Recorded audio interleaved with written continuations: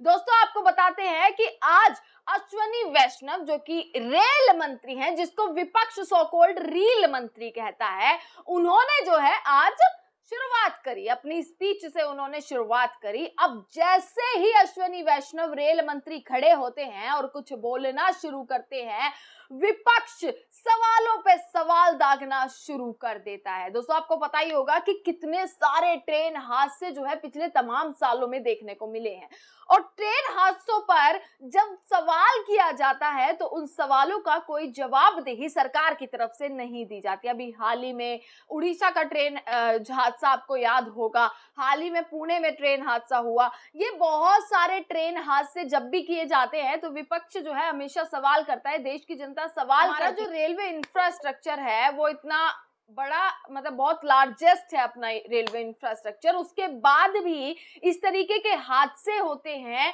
इतनी सारी दर्दनाक मौतें हो जाती हैं, और जब सवाल किए जाते हैं तो सवालों के जवाब नहीं मिलते। पर रेल मंत्री अश्वनी वैष्णव किस तरीके से उनकी तमाम रील्स जो है वो देखने को मिल जाती थी, और उस पर हमेशा सवाल किया गया था, पर सवालों की कोई जवाबदेही नहीं दी गई थी आज तक भी। तो इसीलिए हंगामा तो होना ही था। जैसे ही अश्वनी वैष्णव बोलना शुरू करते हैं, बातचीत करना शुरू करते हैं, अपना भाषण देना शुरू करते हैं, वैसे ही तर्रार जो है बिल्कुल एकदम जोरदार हमला जो है विपक्ष की तरफ से किया जाता है। आप देखेंगे कि ओम बिरला जो है अपनी कुर्सी पर बैठे थे, उनकी कुर्सी तक विपक्ष चला जाता है कि सवालों के जवाब तो दीजिए, आप सिर्फ तारीफों के पुल बांधते रहते हैं कि हमने रेल के लिए इतना कुछ किया, रेलवे के लिए हमने इतना सब कुछ कर दिया, पर जब सवालों की बात आती है आप जिम्मेदारी लेना नहीं जानते। उसको लेकर विपक्ष ने जोरदार हमला जो है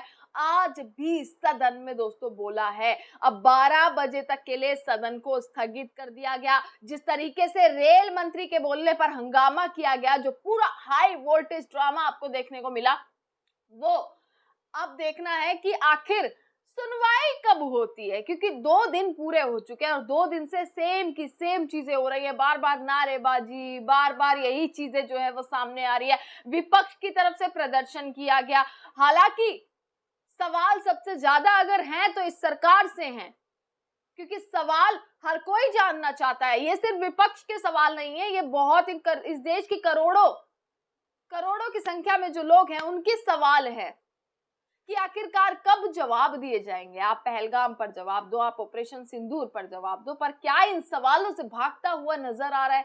क्या सत्ता पक्ष इन सवालों से भागता हुआ नजर आ रहा है क्या?